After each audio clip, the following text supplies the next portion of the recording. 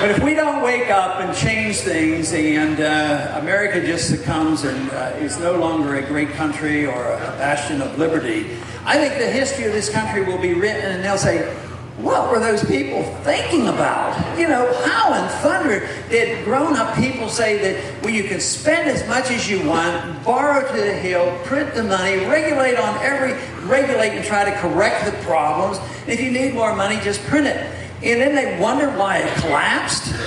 You know, not only they don't take, they will say, we didn't even take any hints. They would look at the history of what happened to the Soviet system. They were going to take over the world. The Soviet system collapsed because they had this weird foreign policy of reaching out and occupying territories and thinking that they could conquer Afghanistan.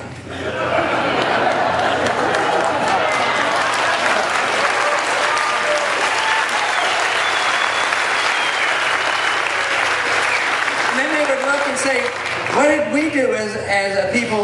Oh yes, we didn't learn a lesson. The British couldn't do it, the Russians couldn't do it, but the Americans can do it. We know how to occupy Afghanistan. We know how to do it. I tell you what, I really believe in the principle of spreading our goodness. But I tell you what, I do not believe our goodness is occupation by militarism and doing it with the use of force.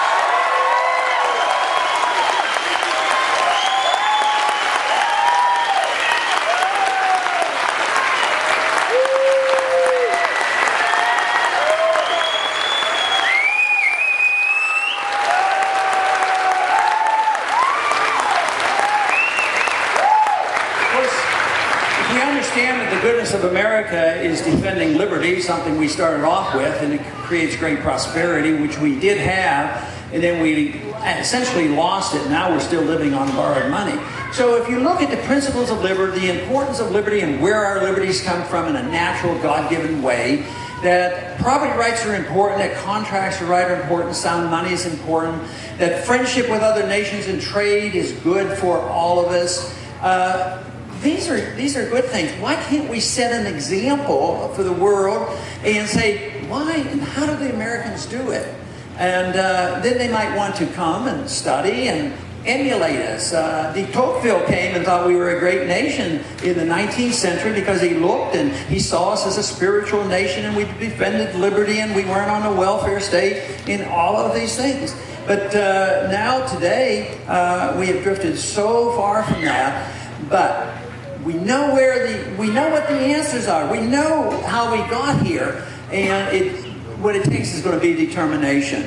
And that is why I'm delighted to see you here tonight, because you either have been or you're getting involved, and elections are important. Some people find politics distasteful. Some days I find it distasteful too. There are some very good people who say, I don't like to deal in politics. I'd rather just spend time. But I'm interested. They spend their time in education. That's fine and dandy.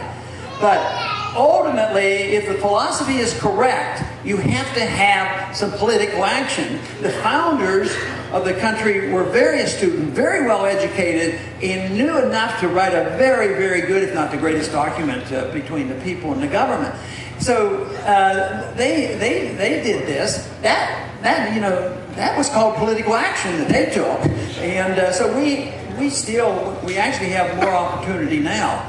And I believe that under the current system, we have to do exactly what you're doing, because it's still available to us. We don't know how long it will last. Every single day I read another story about the encroachment of the federal and state governments on our personal liberties, and I get sick and tired of it on what they're doing.